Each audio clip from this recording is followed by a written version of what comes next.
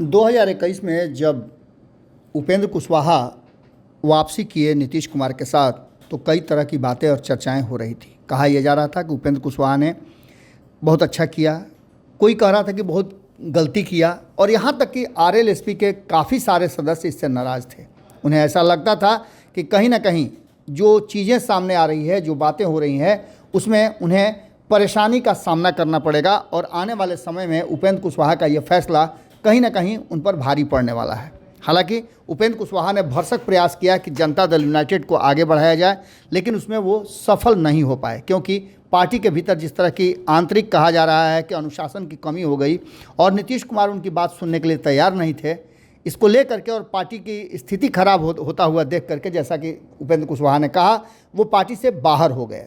इसके साथ साथ उन्होंने जो नीतीश कुमार के साथ जुड़ने के बाद पद प्रतिष्ठा मिली थी, उसे सबको त्याग कर दिया। यहाँ तक कि एमएलसी के पद से भी उन्होंने इस्तीफा दे दिया और पूरी तरह से एक नई पार्टी बनाकर अपने पुराने साथियों का जो उत्तरदायित्व है या उधारी चुकाने की बात है, उसको लेकर के वो आगे बढ़ने लगे। मामला धीरे धीरे जगह पर आता गया और लगातार उपेंद्र कुशवाहा के कारवां में लोग जुड़ते चले गए। अब उपेंद्र कुशवाहा को लेकर के कहा जा रहा है कि वो एक बहुत बड़ा गेम करने वाले हैं। 28 तारीख को उन्होंने महाजुटान के बाद प्रेस को बुलाया है। अब इसमें क्या होने वाला है, हम आपको थोड़ी सी जानकारी दे रहे हैं जो हम तक पहुंची है। आपको बता दें कि एक तरफ जहां महागठबंधन के भीतर घमासान मचा हुआ है, नीतीश कुमार भले ही विपक्ष को एकजुट करने जा रहे हैं, लेकिन बिहार में जो कुछ भी सामने नज़र आ रहा है उससे आप आंख नहीं मोड़ सकते हैं।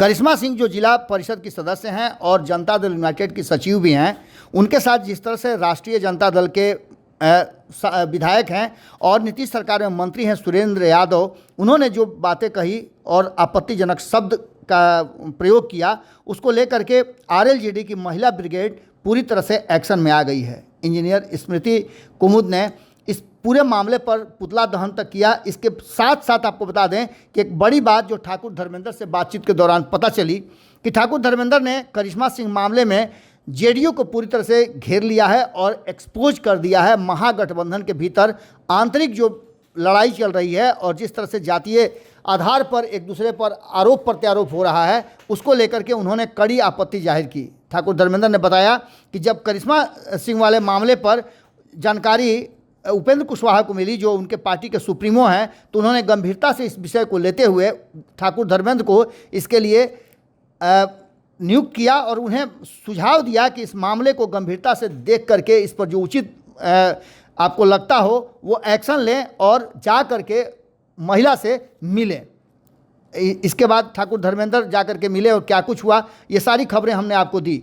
लेकिन इन सब के बाद जो मामले सामने आ रहे हैं कि इस तरह की अभद्र टिप्पणी के बाद नीतीश कुमार जो महिलाओं के हितैषी बनते हैं, वो अब तक कहाँ हैं? उनकी पार्टी ने एक भी शब्द नहीं बोला है। इन सारी बातों को लेकर के ठाकुर धर्मेंद्र ने कहा कि हम फर्जी महिला हितैषी नहीं हैं, बल्कि हम महिलाओं का सम्मान करते हैं और ख़ास करके जब महिला किसी पद पर हो तो ऐसी स्थिति में जदयू के लोग को बोलना चाहिए था, लेकिन उन लोगों की चुप्पी इस बात की तरफ इशारा कर रही है कि वो पूरी तरह से लालू प्रसाद और तेजस्वी यादव के रहमो करम पर चल रहे हैं, इसलिए वो इस पर कोई भी एक्शन नहीं ले सकते हैं। इस बात को रखते हुए और इस सारे मामले को लेकर के जब हमारी बातचीत पार्टी के वरिष्ठ सदस्य और अभियान समिति के अध्यक्ष सुभाष कुशवाहा से हुई, इसके अलावा हमने कई प्रवक्ताओं से भी बातचीत की, तो उनका सीधे तौर पे कहना था, खास करके सुभाष कुशवाहा की बात करें तो सुभाष कुशवाहा ने कहा कि जेडीयू